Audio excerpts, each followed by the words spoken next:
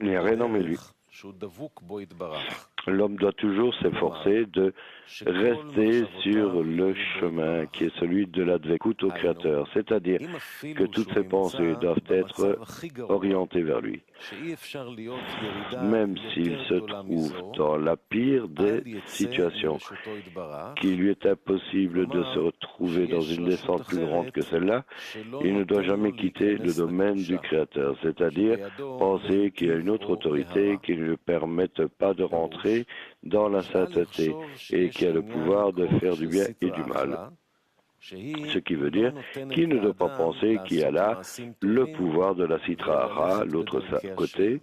qui ne permettrait pas à l'homme de faire de bonnes actions et de suivre les voies de Dieu,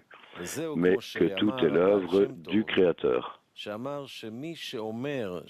Comme le dit le Baal Shem Tov, celui qui prétend qu'il y a un autre pouvoir en œuvre dans le monde, c'est-à-dire des clipotes, des écorces, cet homme-là se trouve dans l'état d'idolâtrie. Ce n'est pas nécessairement par la pensée d'hérésie qu'il commet une transgression,